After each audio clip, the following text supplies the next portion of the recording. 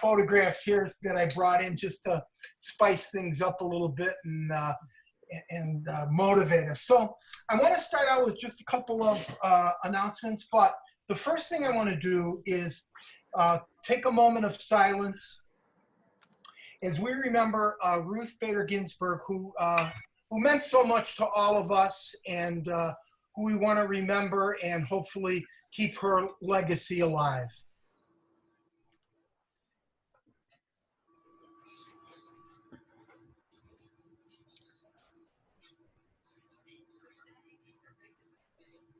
Thank you. So as we move forward, I want to just make a few announcements. I want to thank everybody that worked with us on our postcard project.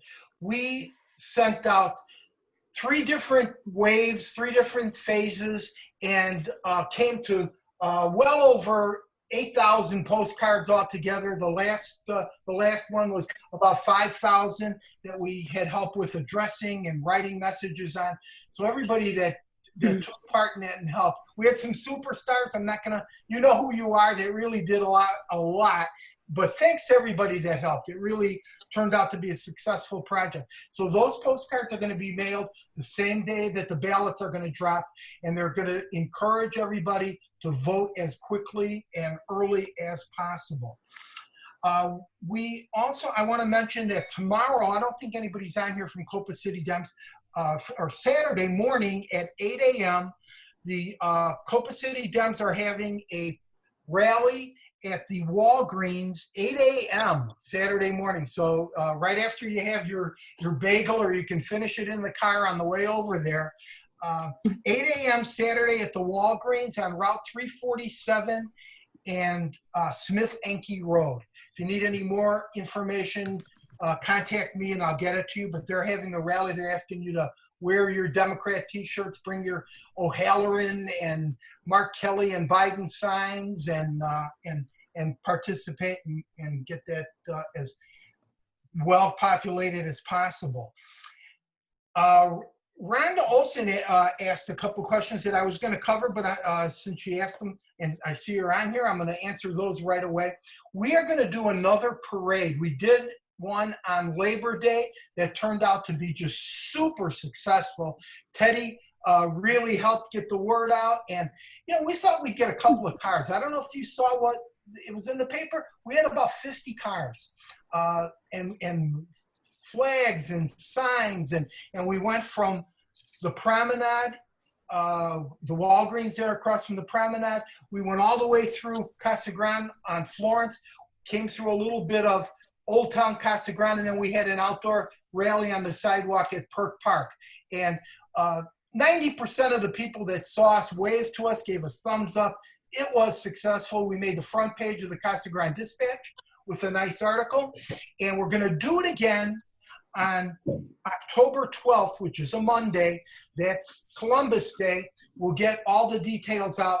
We're going to stage it in the promenade parking lot this time, and I'll get you details, because we had so many cars, we really swamped Walgreens.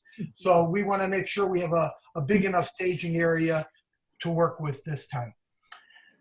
I want to acknowledge a group that's really gotten started and is seeing a lot of energy, and Roger Olson filled me in on some of the things they're doing, and we hope to engage with them more, and that's the Robeson Ranch Biden-Harris Democrats group. Really want to acknowledge all of you. Thanks for all you're doing, and hopefully we can get you involved in a lot more. I know Teddy's going to talk about some things, and we're going to try to set up a Zoom just for your group to get you informed and get you on board with all we're doing. Our next big project is going to be our sample ballots. And Debbie, do you have one that you can put up on screen? Yes, I do. So we got, and I want to thank LD11 for helping to fund this. Pinell County Democrats helped us fund this, and a lot of individual contributions. So this is a sample ballot that is pretty much Pinell County centric. As you see, it's got from Joe Biden Mark Kelly, Tom O'Halleran, the 3 Arizona Corporation Commission candidates, LD8 and LD11 State Senate, LD8, LD11 House of Representatives, the 2 Democrats that are running for Board of Supervisors in Pinal County. Then the other side of the card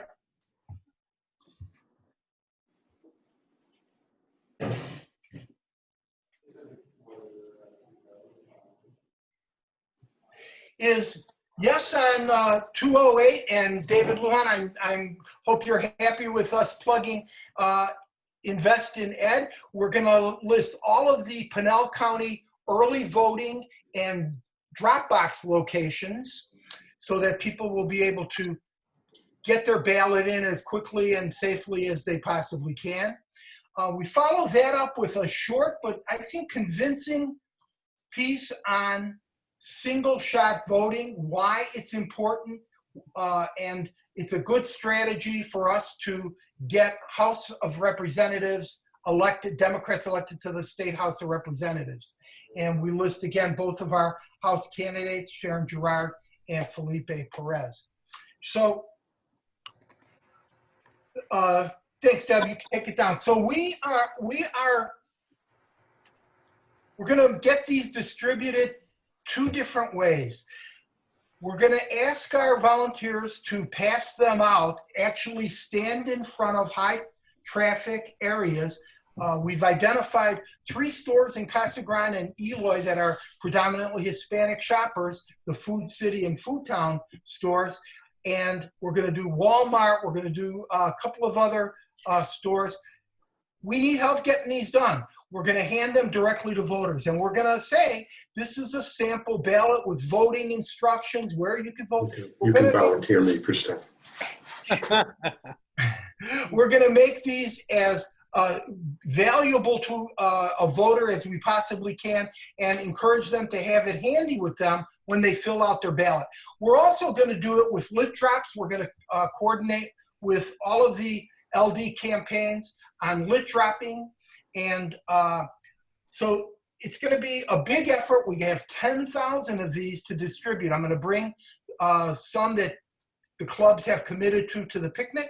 So you're each going to get what you told me you're going to distribute, and we'll get those to you. The picnic is Saturday, and I'm not going to talk about it, just to say stay tuned, because our Pinal County Democratic Chair Hollace Lyon is going to tell you all about this really exciting event that we're all looking forward to. So I think I covered all of the announcements I had, and we've got speakers. We want to get through everybody and keep this moving as lively and quickly as we can. So if we can keep our 2 top speakers to about 20 minutes and then some questions and answers, and then we'll get to the rest of our speakers, we'll be in good shape. So David, if you would unmute your microphone, I'm going to introduce you. This is David Lujan from the Arizona Economic Center, and he's going to talk to us about why we should support Proposition 208, Invest in Ed. It's very important. And if you get the Arizona Republic, which Pat and I do, there was an article, a Your Turn article in there that was really filled with a lot of nonsense that we've heard before, similar to what they were trying to say when they told us we shouldn't vote to increase the minimum wage. So I'm sure David's going to fill us in on all of the relevant information on that. Please welcome David Lujan. Thank you. Thanks, Ray. And first, my apologies to Congressman O'Halleran and a few others of you who've heard this presentation now 2 or 3 times. I'll try and mix it up a little bit. And I can't see you, but it's great to see Barbara McGuire on the call as well. And Barbara, I hope you get back to the legislature because we need you down there. Thanks, David, and thanks for the talking points you sent out. Much appreciated. Great, thanks. As we mentioned, I'm the director of the Arizona Center for Economic Progress. We are one of 4 organizations behind Proposition 208. The others are the Arizona Education Association, Stand for Children, the Arizona Interfaith Network, and Children's Action Alliance. And we've been working together really since Proposition 123. And you may remember Proposition 123 back in 2016. And at that time, Governor Ducey said that Proposition 123 was just the first step, that there were going to be other steps to fund our schools and to deal with our school funding crisis. And so all of us organizations, we got together to say, well, we're going to make sure that we follow through with the governor on that. And there really are going to be steps 2 and 3 like he promised. And when those steps didn't come forward, we put forward a ballot initiative in 2018, which, as you recall, was removed by the Supreme Court. And when that happened in 2018, we said we can't give up. We still have a funding crisis in our schools, and we are going to stick together. And if the legislature doesn't do their job to put a decent plan in for funding our schools passes something out of the legislature, that we would be back in 2020 with a ballot initiative. And the politicians at the legislature did not do anything. So here we are back in 2020 with what is now Proposition 208. And we are coming forward with Proposition 208 because between 2008 and 2015, no state in the country cut more funding from its public education system than Arizona. More than $2 billion in funding was cut during that time. And our schools today are operating with less funding today than they had in 2008. And we're feeling the ramifications of that in the form of one of the worst teacher shortage crises in the country. And new data was actually just released last week showing that teacher shortage crisis is getting worse. This school year, we have more than 1,700 classrooms without a qualified certified teacher. And we also have some of the largest class sizes in the country. And so you don't have to be an educator or an academic researcher to know those are 2 of the worst things that you could have in terms of academic achievement, because having a qualified certified teacher and decent class sizes where all students can get the attention they deserve are 2 of the most important strategies you can do to help students achieve. And Arizona has been doing a terrible job for more than 20 years in funding our public education system. And so that's why Proposition 208 will provide an estimated $940 million in new permanent sustainable funding each year for our public schools. That's new revenue that is voter protected, that the politicians at the state capitol cannot touch, that has strict accountability, that can only be used for specified purposes. It cannot be used for any administrative costs. Contrary to what our opposition says, 99% of all of the revenue raised from Invest in Ed will go into the classroom. The money will be used to increase teacher salaries and increase the salaries of all of the other non-administrative student support staff. So people like classroom aides, bus drivers, custodial workers, cafeteria workers, school counselors, school nurses, but it will also give school districts the additional revenue to hire those positions. All of those cuts that we've seen over the decade have resulted in school districts having to eliminate a lot of those positions and reduce salaries. So this is going to give school districts all across Arizona the resources to hire back those positions and to give the school employees the raises that they've been deserving. One of the pieces that I'm particularly excited about is 12% of all the revenue will go to schools for career and technical education. Career and technical education is one of the most important investments that we could be making to develop our future workforce.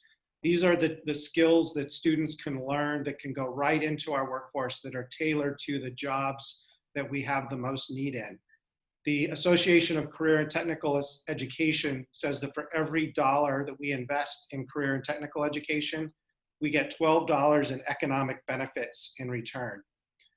This is going to more than double our state funding for career and technical education. It'll provide more than $100 million a year in new funding, which according to that research then would translate into over $1 billion a year in economic benefits. So we're very excited. Proposition 208 will get this revenue by a 3.5% surcharge on the top 1% of wealthiest Arizonans. 99% of Arizonans will not pay a penny more. This just impacts the top 1%, about 40,000 of Arizona taxpayers. These are married couples who have taxable income in excess of $500,000 a year, or single filers who have taxable income in excess of $250,000 a year. And it's only the 3.5% surcharge is only on the income in excess of those thresholds. So for example, a married couple that makes $501,000 in taxable income, the first $500,000 is not touched by Invest in Ed. It's just taxed as it already is. It's only that additional $1,000 that you apply 3.5% to, or in other words, $35. That's how much more a married couple making $501,000 in taxable income will pay.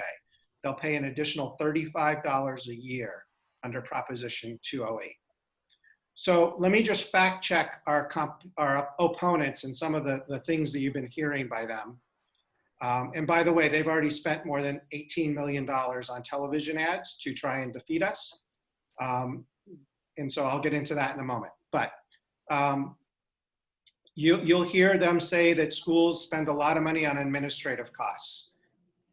According to the United States Census Bureau and according to the Arizona Auditor General's report that just came out about 7 months ago, Arizona spends the third lowest in the country on school administrative costs. Our schools do very well in terms of managing the money and making sure that they're not going to administration. But our schools are actually at the bottom of the country in all funding categories. We are 48th in the nation in per pupil funding. So this argument that this is just going to go to administrative costs is simply false. 99% of the revenue will go into the classrooms. The language in the initiative is very clear. You can read it for yourself. It specifically says it cannot be used for administrative costs. So there's that. Our opposition is also saying that this is going to double taxes on the top 1%. This is going to make our tax code one of the highest in the country. As I gave you the example of the married couple that makes $501,000, they're going to pay $35 more a year. That is not doubling their taxes. That's less than a 1% increase in what they pay. But I'll give you another example. A married couple that has $650,000 in taxable income in Arizona will still pay less state income taxes in Arizona with Proposition 208 than they will in 34 other states. They're going to pay less than they will in 34 other states. So this is not giving us one of the highest income taxes. It's simply not true what they're saying. The other fact check that I want to put out there is this will not tax a single business in Arizona. It is legally impossible for any business to be taxed under Invest in Ed. This is only taxing the individual income tax code. Now, it's true that there are individuals who get some of their income from owning a business, but this is only going to impact the 1% of the wealthiest of individuals. According to the Small Business Administration, the average income of a small business owner in Arizona is $48,000 a year. That is well below the thresholds of Invest in Ed. If you are in the 1% of income earners and you have business income, those are not going to be your mom and pop small businesses. Those are more likely going to be your hedge fund firms, your law firms, your investment bankers. The last thing we would want to do in a pandemic is to raise taxes on families that are struggling to put food on the table and struggling small businesses. And Proposition 208, they will not pay 1 cent more. 99% of Arizonans will not pay a single penny more in taxes, and our public schools will have an estimated $940 million in new revenue each year. Now, let me just say something about all of you in rural Arizona and why this is so critically important for our rural communities. As you know, in many of our rural communities across Arizona, the public schools are among the largest employers in our small communities. Many of those public school districts over the past decade have had to cut jobs and cut salaries because of the cuts to public education funding. think about what's going to happen if the some of the largest employers in our small towns, the public schools, have millions of dollars in new revenue to rehire and fill some of those new jobs and give wages to their existing employees. That means a lot of people that live in small towns who work for public schools will have more money in their pockets to spend in the communities, to eat out, to shop, to buy things at the small businesses in those communities.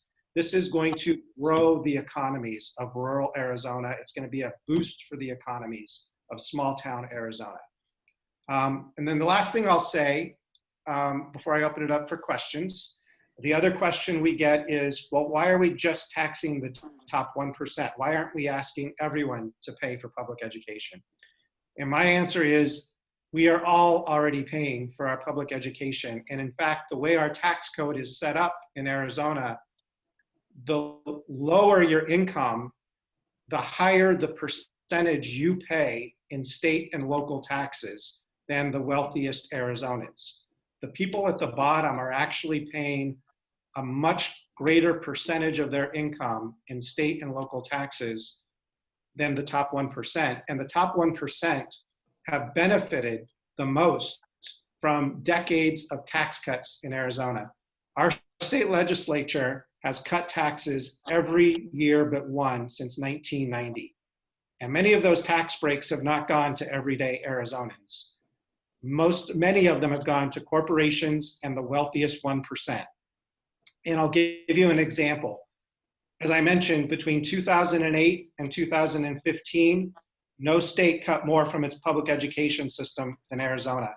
And in the midst of those cuts, the very years that our legislature was making the biggest cuts to public education in the country, those same years, our legislature gave the largest corporate tax cuts in state history in 2011.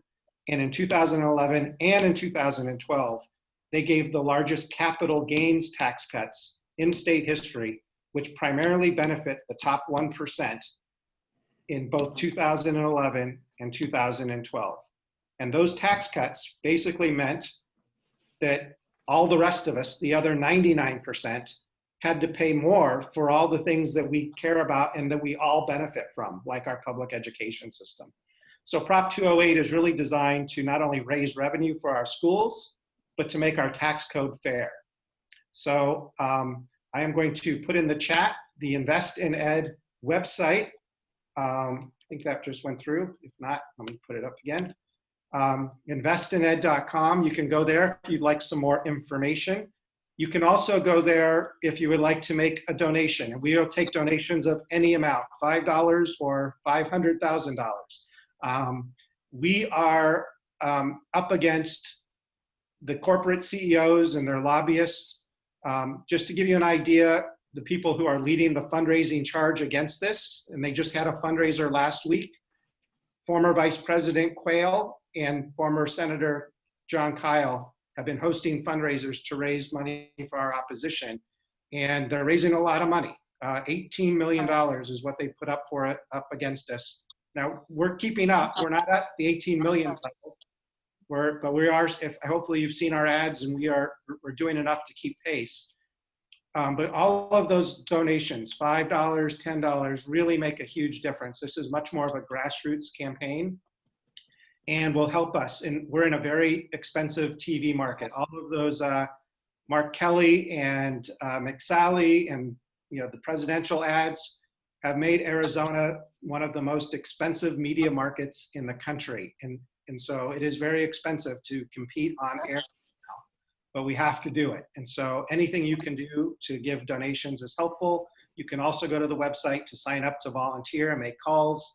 And for all of you who have collected signatures, thank you. You may have seen that a Monmouth University poll came out last week and said that we have 66% of likely voters are planning to vote yes on Proposition 208. And that's been consistent with all the polling we've been doing for the last 3 years. Arizonans strongly support this. We just have to keep up the momentum and make sure that all of those TV ads against us are not going to bring down that support. I think the biggest, it's not a poll, but I think the biggest indicator of our success is the fact that we were able to get 435,000 petition signatures in the middle of a pandemic. You know, some of you may have collected those signatures, and anybody who has often said how easy it was to get signatures, because Arizonans recognize that we have a funding crisis in our schools and we need to settle it, and Proposition 208 will do that. So thank you very much for your support, and I'm happy to answer any questions.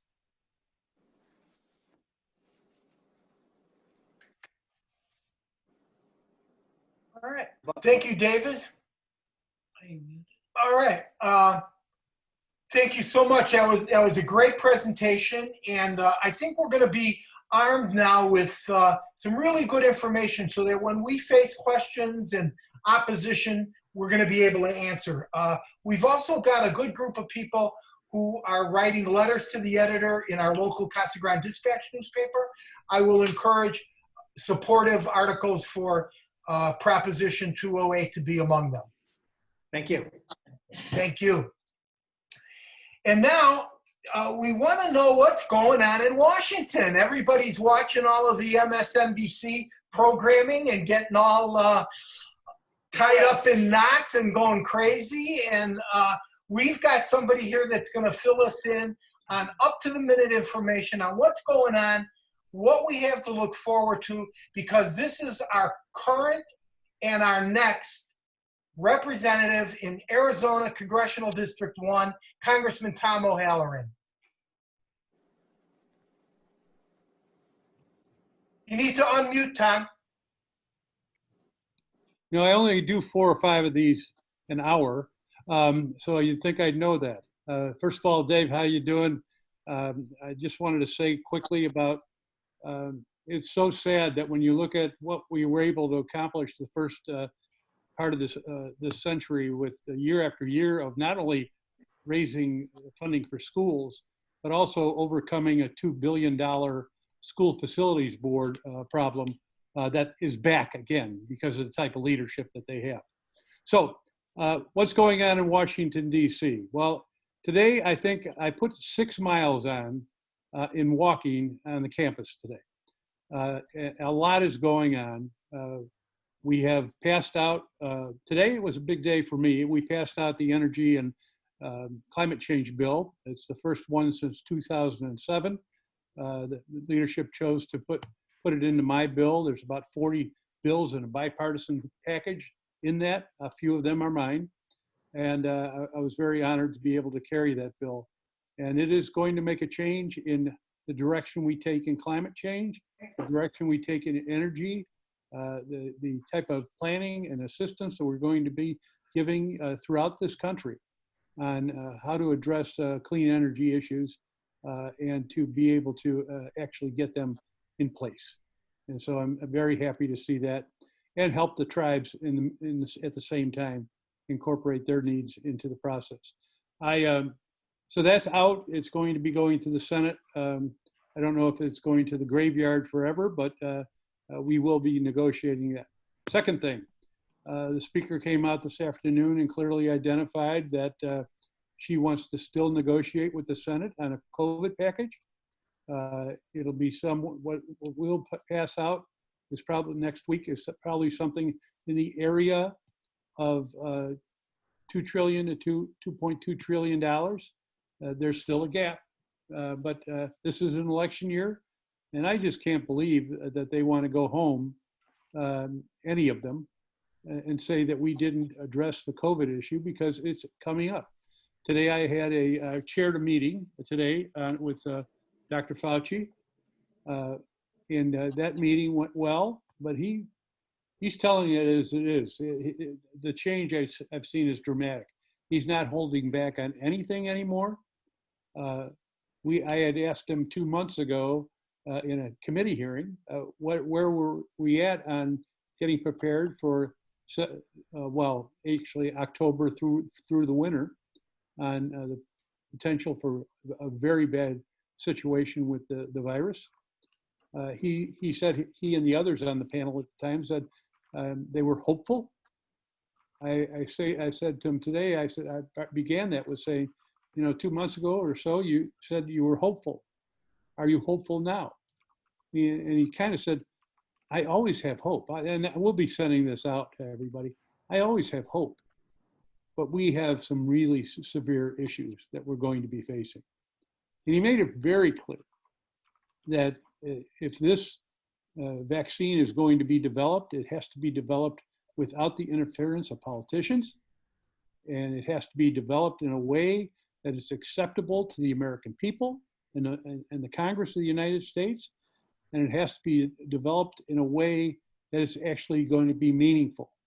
And so he went down the whole list of processes of checks and balances and independent reviewers and everything else. And he's going to stick to his guns on this. And I think he's to the point where, he doesn't care what's said on Pennsylvania Avenue. He's going to make sure the American public is informed of the critical needs of this process. And I can tell you the Democratic caucus is going to be doing that too.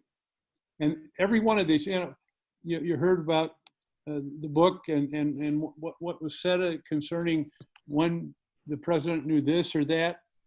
We all knew in February and March we were in trouble because we had all talked to scientists. We didn't just take their thoughts and processes and push them aside. We actually talked to people. And it's what they said in March is still true today. And we have to get this under control. And we're going to make as big of an attempt as we can to continue to pressure down the line that Dr. Fauci had indicated and not rushing anything. We're not going to save lives if people won't take the vaccine. We're not going to save lives if we rush something in and we don't have the appropriate logistical supply lines in place. And some of these drugs or vaccines take a huge amount of chill. 90 degrees below zero type to be able to sustain them for a month. And there's no drugstores out there that have that. There's no trucks out there. We're going to buy them if we have to. But that again leads into the timing issue for everything. All in all, this was one of the longest weeks. I felt I was there 3 weeks instead of a week, but I'm still here, in fact. Tomorrow, of course, Ruth Bader Ginsburg is going. My daughter just got in, and she came in the door, and then she left. She came here to pay her respects to the justice.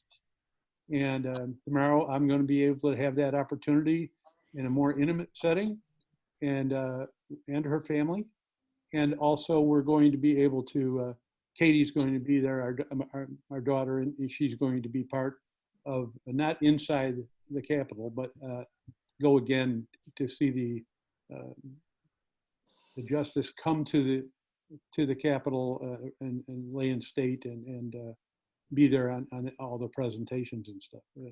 I remember talking to her on the phone the first night, and the tears that came out of her. I just, it was very sad. First of all, she's a lawyer. Second, she's a woman. She's a woman that became a lawyer because of an example that a woman that just died had set. And it's just a tremendous loss to our country. And for somebody to, within hours, start to talk about who we're going to have next, I'm mad at the entire news industry. I'm mad at anybody that said, until this woman's body's in the ground, we should leave that family alone. We should leave the issue alone, and we should work towards, it's too late now. But what a way for a woman's family, one of the historical people in America's history now and into the future, long future. And it was shredded apart in the press and by people that should know better. We all have humanity within us and we should know better. The rest of the year is going to be kind of quiet. Again, we're going to try to get this bill out. We got the continuing resolution out 2 days ago. That was where we came together with the administration and with the Republicans. Again, Nancy Pelosi did an outstanding job of negotiation. but we still have to get a budget. And I'm still against us taking August off and parts of September off and telling the American people we just didn't have enough time to get a budget. Now, the House passed a budget out in July, and the Senate hasn't even started working on their part of the budget yet. So that gives you an idea where the log jam is, not only on the budget, but another 300 to 400 bills.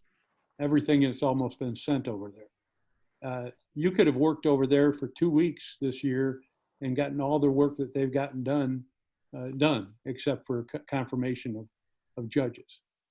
And then the next thing is, we have to, I'm going to go to politics right now.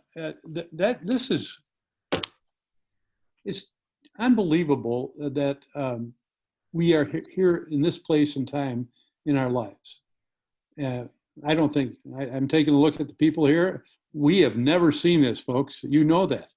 Anything like this. And for my fellow congressional people that are on the other side of the aisle and in the Senate, the country comes before anything other than our families. And here they are. They always stand up, but except when it comes to politics and their survival. And so I'm extremely disappointed in the direction our government is going, but it's an opportunity for us to be able to win not only Mark Kelly's spot here in Arizona and re-election of myself, but also to be able to take this state for Biden. Now, Biden's dropped off, as you've seen from some of the polls in a while. My poll just came out. We just paid for a poll, and it came out today. We increased about a point. We're outside the margin of error right now, but Mark Kelly dipped, and part of that is because of the Ginsburg death and the fact that there's so many people out there concerned about Mark being a vote because he'll get sworn in earlier. Mark being a vote that would be against the person that the president brings forward. It's created a lot of energy within that party. And we have to overcome that energy with harder work. This is going to get down to who can get the vote out. In Arizona especially, but in many other states that are critical to electing a president. Here, I know that in this district, luckily, the poll that we just did came out after the justice died. So all that was cooked into the results that we saw. But Biden's only, well, actually, in our district, your district, it's even, that even, 47-47. And in the state, I think Biden's still up 1 or 2, I think it is. But that just clearly identifies the struggle we have ahead. And then the last thing I want to say is I have a candidate that I'm against that is, first of all, I just saw a thing about water in here about her wanting to have courts for water. We already do. And the main thing we have to have is people working together so we never have to get to court on water issues or most other issues. So, but time after time after time, she's producing a campaign based on absolute lies. And when she can't find anything to really fight against, and then, in the primary, I was too conservative. In the general, I'm too liberal. Somewhere in the middle is where I'm at. I just, she's a different type of candidate. Let's just say that. And she lives down your way, so you know her background very well. Other than that, I know if David's still around and I'm here, we could take questions if you want. And again, thank you so much for all you're doing. Hi, Tom. It's Senator McGuire. How are you? Pretty good, Barb. How you doing? I'm doing okay. I feel for you. My heart bleeds every day to know what you're having to deal with, and I don't know how you hold up to it. I really don't. It's tough watching that every day and having to listen to it. And I commend you. Thank you for being there. Thank you for what you do for all of us. We're lucky to have you. My question is about the broadband. I remember the last meeting that I sat in on when you spoke. I believe it was to the Saddlebrook Democrats. You mentioned that there was an education bill in the Senate that had not been moved forward, and that had funding for broadband in it. Can you tell me where that sits now? Has it become stagnant, or is it moving at all, or is there any effort? We really need that broadband here in rural Arizona. It's in the Senate, and it's an infrastructure bill. We have other elements of broadband to help in today's environment with hotspots and other issues and moving the discussion along. And then we have $16 billion that the FCC is going to be putting in to rural broadband. But we have a package in the infrastructure bill that's been passed out of the House now for 4 months. And that has $85 billion for rural and tribal lands. And it's a down payment. I mean, but our position is this. Broadband is 25/7, 25 download, 25/3, and 3 up, and that's the standard to say that area has broadband. Well, that's not a standard for the future. It's not a standard for today. And we need to be able to build broadband in order to make sure that our children are built into the knowledge-based economy, that our hospitals have the ability to serve the people of rural America to the best of their ability. And we have other issues we're working on with doctors and others that we're trying to get more of in rural America. And then the whole thing about rural areas to be able to compete fairly. And they can't do that without high-speed broadband and high capacity. So that's the goal that we have. And I think it's a bipartisan goal for the most part, and still until people from other areas outside of Congress start talking about it, and the White House all of a sudden doesn't want to pay for any. But it's not going to be something that we can pay for without a public-private partnership. And we have to do it sooner than later for the sake of all 3 of those elements that I just talked about, which will change the direction of rural America. And also based on what we've seen and what we're going through now with the pandemic. There are a lot of, you go up to where I live and up to Flagstaff and stuff, homes aren't on the market very, very long. In fact, there's bidding wars going on because people want to get out of the cities.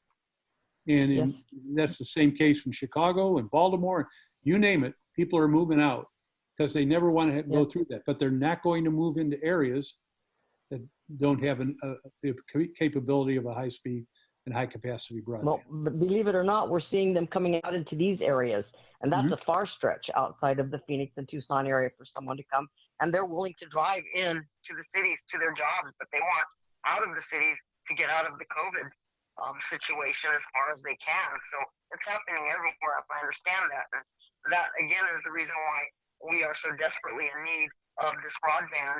And I agree with you. Private and public partnerships, as well as state and federal funding, are the only way we're going to get it. And we have to keep that topic alive. So hopefully I will be reelected to the Senate. I look forward to dropping my first bill, which will be broadband and funding. And I look forward to working with you on bringing that to fruition in rural Arizona. Thanks, Barb.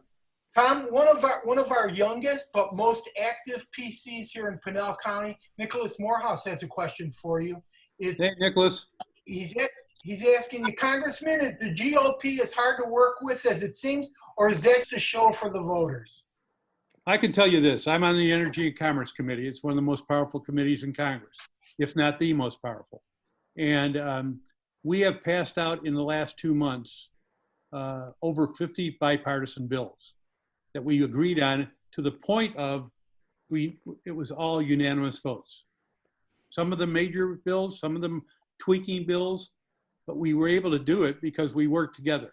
Once it works its way up to certain people with either the administration or the other party or whatever, it starts to lose steam automatically because there's too much political processes going on up there and power struggles versus a committee. And this is, whether it's that committee or the agriculture committee I'm on, or armed services committee, or the infrastructure committee, transportation and infrastructure, you name it, those committees are highly bipartisan, and they move some decent legislation out of there. And all in all, we work, is a pretty friendly environment, but not when it starts getting higher.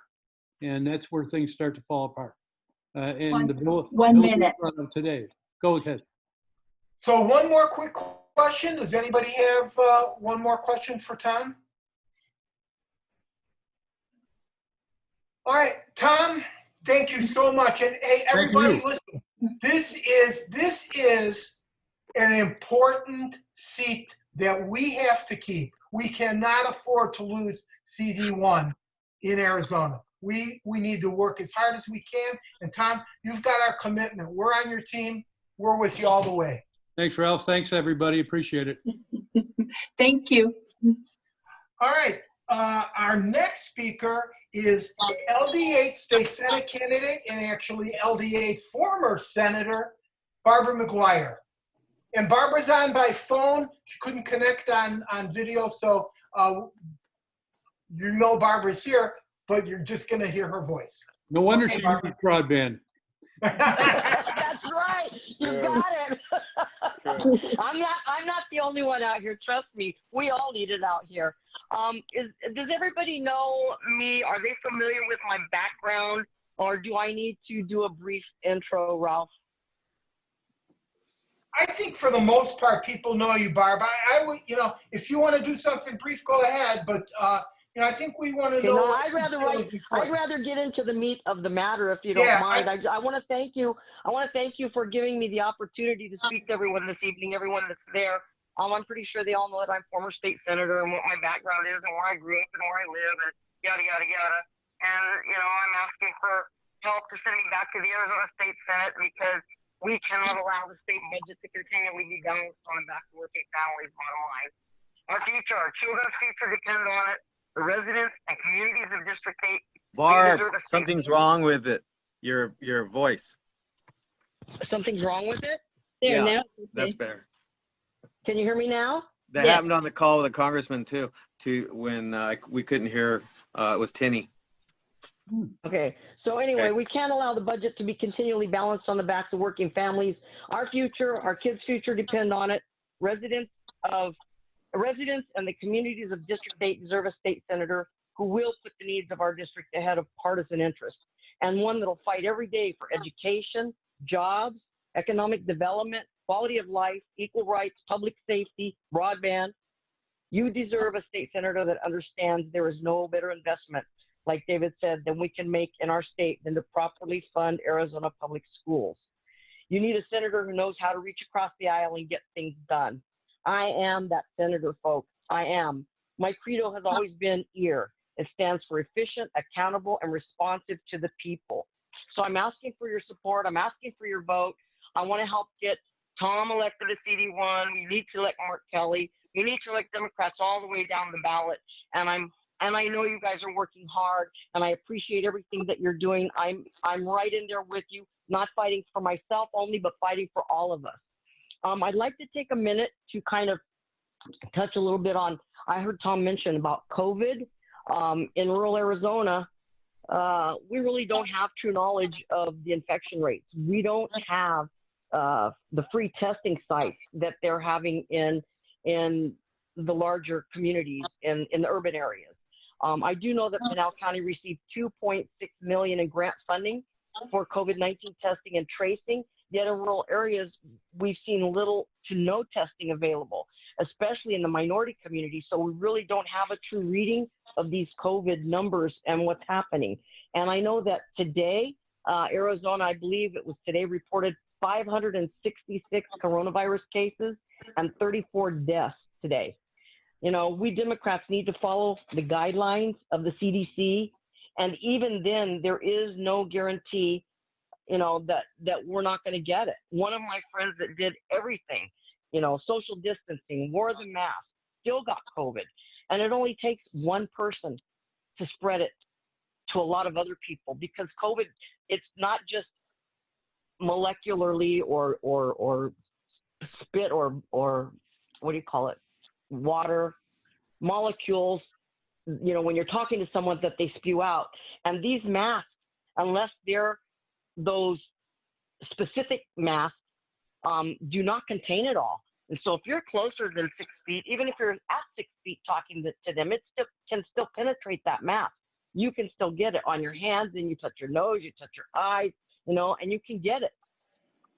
I think it's important to not, and I'm not hoping I don't bust any bubbles here, but I think it's important to not participate in super spreader events like the Republicans are doing. I would be hypocritical. 1 I minute. think it would be hypocritical. We are a party of common sense and rational behavior, and we need to show leadership and practice what we preach. I think lit drops where there are no physical contact and candidate caravans like your parades and the caravan that I'm planning October 17th, which is going to start in Dudleyville and go all the way through Superior, drive through all the streets and the main street, honking, showing signs, will be a good way to drive up voter enthusiasm. And I will be coordinating along the way with all the local mayors to get this accomplished. And I want to encourage all of you to do the same in your local areas. I think we need to do this to drive up the enthusiasm and the voter participation. And I just want to say, hopefully folks will join in as we come in there into their communities. I want to live to see Biden elected, and I do not, and I will not risk my life or that of my family to participate in an event where there are a lot of people Time. gathering. If they're in cars, fine, and in a safe environment. So I just want to say, Viva la Democracia, which means long live democracy, and let's vote for Democrats and get Joe Biden and Ms. Harris elected so that we can turn this country around. Barb, may I give a Thank shout you. out Yeah. to your daughter who's elected mayor of Kearney, and it's her birthday. Well, And she's- happy Thanks, birthday. Tom. She's a good Democrat.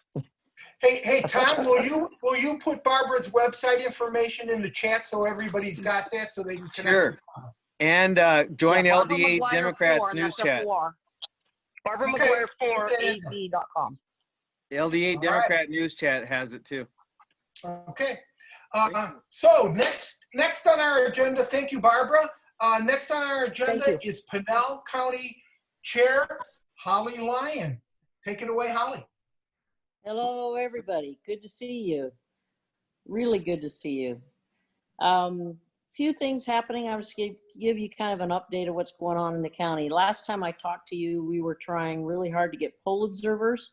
Well, you all really turned to. It was wonderful. I have well over 90 poll observers now signed up, and that's going to be very, very important. My basic plan is to have basically somebody assigned from about 7 in the morning till 1 in the afternoon, and then somebody else 1 to 7 at all of the critical polling places. And there are going to be some interesting things happening. So we need to really understand what your jobs are. You will get training from the voter protection attorneys in the state of Arizona for the Democrats. And they will tell you some of the things to watch for. You'll get an app on your phone where you can report things. And this will be very, very important because, as we know, Arizona being a battleground state, we know that the Republicans are going to try to say that things happened at the polls that probably didn't happen. Or they're going to try to create issues and make things happen. And it is going to be important for those poll observers to be able to logically and coolly and calmly report what really is happening, because all of that information will at some point be very important, possibly for some sort of litigation. So what you do, what you say, what you observe and record and report is going to be very important down the line. We expect that there will be a fair amount of that going on in Arizona. And you won't know it until well after it's happened, but it will happen. So I appreciate all all of those of you, and there's several on this call I see, who have volunteered to do that. Contrary to what Senator McGuire said, but also in harmony with what she said, we do have our picnic coming up on Saturday. And it's from 5 to 7 p.m. in Coolidge. But we are taking great effort for social distancing. We have told everyone who comes that you have to be wearing a mask. If we kept everyone 12 feet apart, we could fit 600 people on that field. That's how large the field is. I measured it out myself. So we plan to, we're doing something that nobody else I've heard of has done. We're calling it zooming. It's kind of like simulcasting, but what we're going to do is we're going to have my phone focused on the speakers so that, and we're going to give everyone who arrives a link, a Zoom link, so that you can sit out there on the field. You're going to hear them anyway, but you can watch them on your phone or your pad, your iPad or whatever, your cellular device, and watch what's going on. In addition, we'll have a couple of candidates who will be able to give us a video, and we'll show the video and cut that in between other candidates. So it's I think it'll be a lot of fun. We're going to be doing a 50-50 raffle. Oh, by the way, we're also, for social distancing, going to be having some of those pool noodles. They're 4.5 feet long, so if you stretch out your arm, you hit somebody with one of those, then you're too close. Okay? And so that will be a reminder to people to stay apart. It's free to get in. Kenilworth Park in Coolidge, Kenilworth Sports Complex.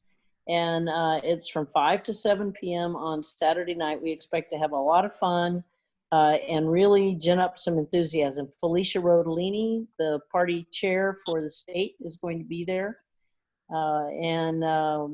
Unfortunately, Mark Kelly is not going to be able to be there, but he will give us a Zoom video. So he will make some comments specifically aimed at Pinal County. So I think that's probably the most important things going on. We do have a voter card, kind of like you have. We also worked with LD11 on theirs. So LD11 is sending one out to those of you in LD11. It's a trifold. And then we're from the county sending one out to the rest of the county. And it will have kind of similar to what you're doing, who to vote for on one side, and on the other side it will have the early voting locations and the voting, how to find your voting information. So we're sending that out to 22,000 voters in the rest of Pinal County, and that doesn't even include what LD11 is doing. So lots of good information out there, lots of interest, and it's good to see. I get calls every day. How do I find out about my voter registration? I moved recently. I'm going to be moving, all that. And I'm not the only one. I know other people are getting those calls too. And it's good. It's good to see all that enthusiasm. So we just have to keep our heads down and keep doing the right stuff. We're going to get there. We really are. Okay? Holly, there is a question from Teddy. She's wanting to know if yours are printed in Spanish. Yes. They're printed in English and Spanish. Okay, Yep. thank you. Also, sorry, it's actually not from me. There are 3 Theodoras on this call. Oh.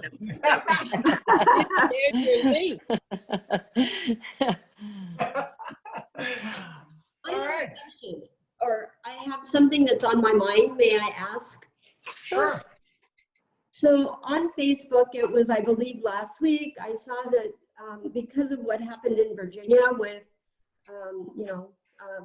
there were people carrying Trump stuff and intimidating. And so, the polling place resolved the issue by having people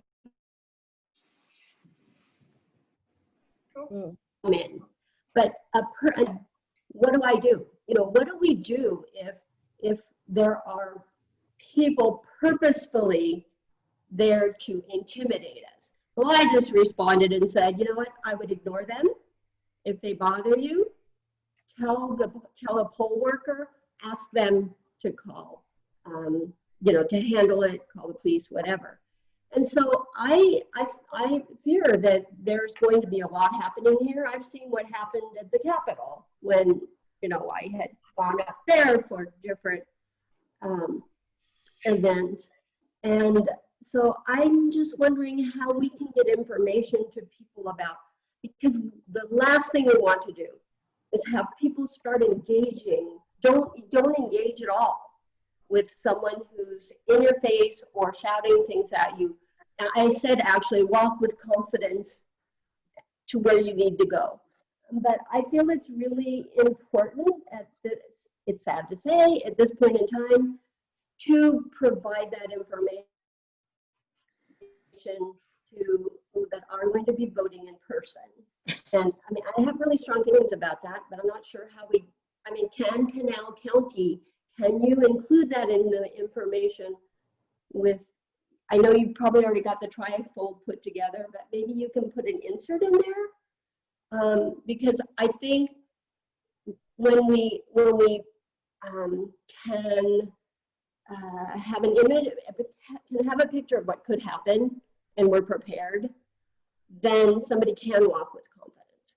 They can just, you know, they know who to go to if there's an issue, and just absolutely under no circumstances engage with anyone. Don't even look at them. So Holly, will you be able to have that part of the poll observers training so that there's a mechanism in place if somebody's disruptive? Yeah, there is, that absolutely is part of the poll observers training. And it is up to the poll observers to see that it's going on if it's outside of the poll, and to, if it is possible and not harmful to anybody, to intervene. In other words, if it's not somebody with a gun and somebody looking like they're going to be violent, but they just see that someone is walking up to someone else in line and trying to intimidate them, then it's up to the poll observer to see that, go over, listen in, and tell the voter, you don't have to do what this person is asking you to do.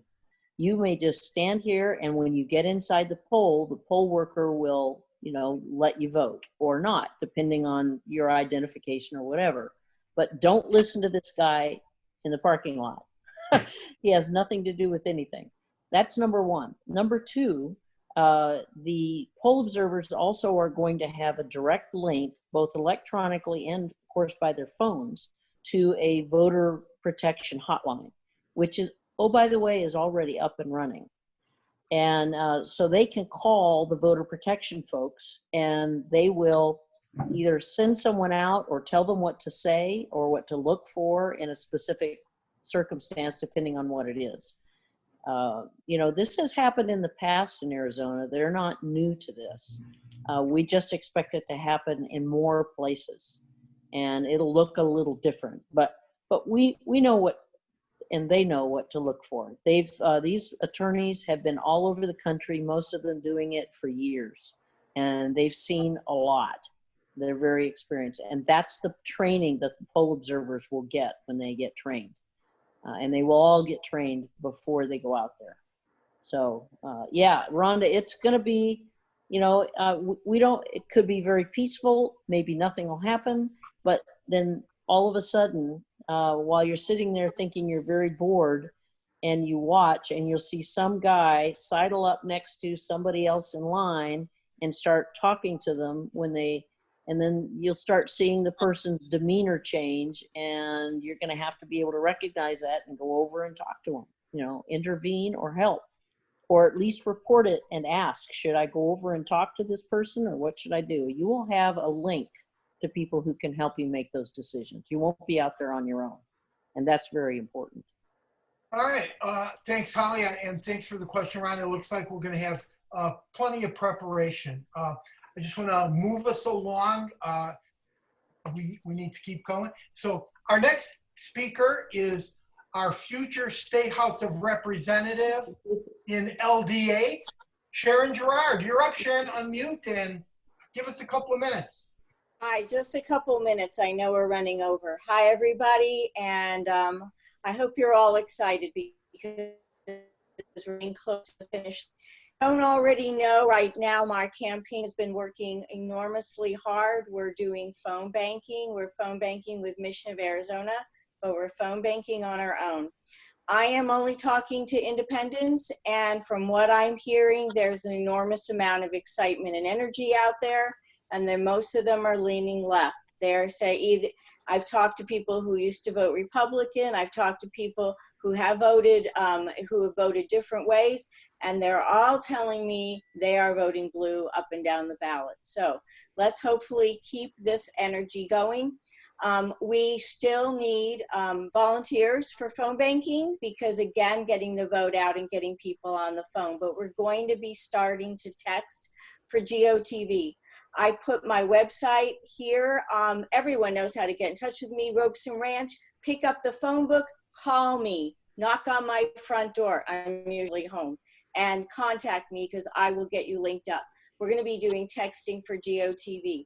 Fundraising, we're going to be doing social media. We're doing mailers out to voters. You may or may not receive them because they're going to be targeted, and if you're a great Democrat, you might not get them.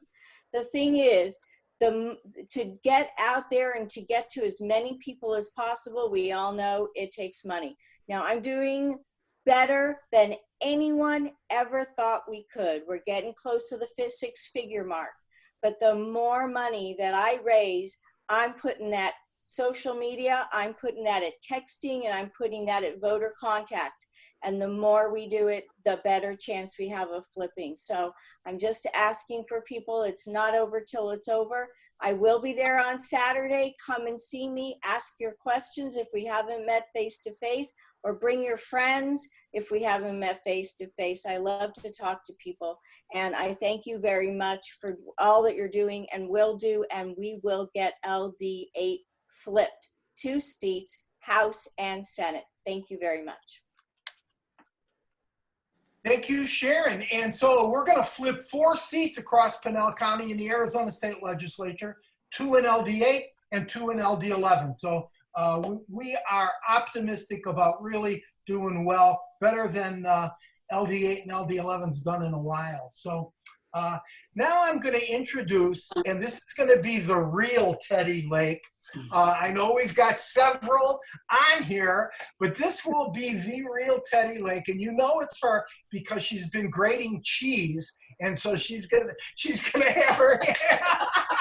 I turned you in. So listen, everybody, we need to do all we can, and one of the things I'm going to be twisting some arms about coming down the road here is doing phone calling. And I'm the first to admit I haven't done any, but Teddy got me locked in for this Sunday. I'm going to do some phone calling, and I'm going to be asking each and every one of you to help out with that.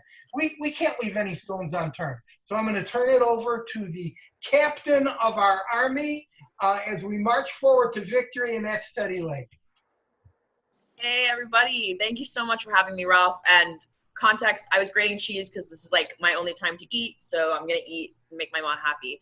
I'm Teddy. I see a couple of new faces. It's great to be here. I'm your local organizer here in Casa Grande and Eloy in Arizona City with Mission for Arizona, which is the coordinated Democratic campaign this year. So that means we're working for, Biden and Harris. We're working for Mark Kelly, and we're working really closely with Democrats like Sharon Girard and some of the candidates in LD11 as well. It's our big focus is top to bottom, we want Democrats elected. And I know I've been really nice to you guys. Every time I come, I'm like, you don't have to sign up. It's fine. But I'm going to be honest with you. You kind of have to sign up now if you want to actually help, because we're just running out of time to really make a difference. And this is a great time to get involved for the first time. We are now exclusively recruiting for what we call Get Out the Vote. You've heard a lot of that tonight. Get Out the Vote for us starts on October 10th, because that is the first weekend that everyone's going to have a ballot in their mailbox if they vote by mail. And we anticipate that weekend is going to be the biggest, most important weekend of our campaign. We need everyone, as many people as we can get, to get people to vote that weekend, because we know we don't have a moment to spare. And as more craziness comes out from the top, we want to make sure that we have all of our ducks in a row. So you should keep postcarding, and you should keep helping with the sample ballots. We also need you to take like 2 hours a week. That's it, to make some calls with us. They don't bite, I promise. It's okay. I do it all day, every day, and I'm still here. In fact, for getting out the vote, we're going to be calling our supporters. So we're not wasting time identifying support, which is what I do all day. We're going to call the people who we know are on our team and make sure they have a thorough plan to vote. So these are really, really good calls to do. They have a focus, and you get to be part of the last wave of callers who gets to tell the person you're talking to, hey, this could be the last call you ever get if you vote. That's it. People love to hear that. It's music to their ears. So join us. You could be the bearer of good news. It's really going to come down to the wire here. And if we all come together in Casa Grande, we can flip Pinal blue. Pinal was blue in a presidential election more recently than Maricopa County. So I know my friends out in Maricopa County think they know everything and they're where it's at, but it's here. It's happening here. We're flipping all of LD8, all of LD11, and we're winning this county for Biden, Harris, and Mark Kelly. So I'm going to put a link in the chat. If you don't sign up, I will show up at your house at 3 a.m. and I'll be banging on your window. So that's the kind of stuff that you're going to have to deal with if you don't fill it out. Just kidding. But please do it if you have even a moment to spare. And if you have any hesitation, I'm also going to put my email in the chat so that you can shoot me an email either to say, yes, I'm in, or please don't ever contact me and stop coming to my house at 3 a.m. So thanks everybody for having me. I really, really hope you can get involved. If Ralph can do it, anyone can. Because I'm such an introvert and, right. and very shy. He's shy. So yeah, we're gonna be twisting some arms. We're gonna get you to make some phone calls, and we are gonna be successful because we're not gonna leave any stones unturned. We're gonna do the work that we need to do. I just want to mention real quickly, April Lowe, who's our Pinal County candidate in District 3 for Board of Supervisors, is on with us. She's not able to speak. She's in a meeting and not able to actually speak to us tonight, but I'm passing along her best regards and hellos, and she's listening to us, and we need to, if you're in District 3, vote for April Lowe. So in Casa Grande, when the George Floyd incident happened and all of the Black Lives Matters protests started up, there was one that took place in Casa Grande for a couple of days. It was very peaceful. It was very well organized. It was in the paper, in the dispatch, and I contacted one of the leaders of the Black Lives Matter movement here in Pinal County, Jody Gutierrez, and I was out with them, it was last weekend. Every day seems like a blur, but they did a voter registration in front of the City Hall in Casa Grande.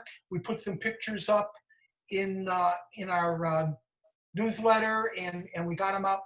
And I asked her to come here tonight to speak to us just for a couple of minutes to introduce herself and her organization. The people that were there when I was there with them for just a little while on that day were very enthusiastic. We're hopeful that they're going to join us in some of our activities, getting out sample ballots. But I just wanted to give Jody a couple of minutes so that you have a face to see connected with Pinal County Black Lives Matter. Jody, if you could unmute yourself and go. All right. Hi, everybody. It was a pleasure listening to everybody and just listening to everybody. I'm really excited. My name is Jody Gutierrez. I am a special education teacher with Desert Choice Schools, and I am also one of the board members for Black Lives Matter here in Pinal County. I don't want to get into too much detail on all the stuff that we've been doing, but we are on board to help out however we can with voter registration, with sample ballots, and with any other event that you guys have coming up. Of course, we want to be able to get out there and, pass out whatever it is that we need to pass out so that we can get everybody on board. Of course, Black Lives Matter is, of course, not a political movement, but being that right now we are being focused on just basic human decency, and we, of course, are siding with blue right now, because that's kind of how we feel that we're seeing that positive energy, we're seeing that unity, and that's what we are all about. We're about uniting, we're about equality, and we want to be able to just continue to support everybody equally, and particular right now that we are facing these injustices, and we are supporting Black lives. And of course, other minorities, but just in the moment, just everything that's going on is of course in support of Black lives and, you know, pushing that Black Lives Matter and just, again, trying to convince everybody that Black Lives Matter. But we want to help out as much as we can. Just like I believe Barbara was the one that said, "Viva la democracia." So, you know, we got to get that democracy and, you know, get everybody on board. So we want to help out in any way that we can with volunteering and just coming out and putting in our time to get this done and win. And win.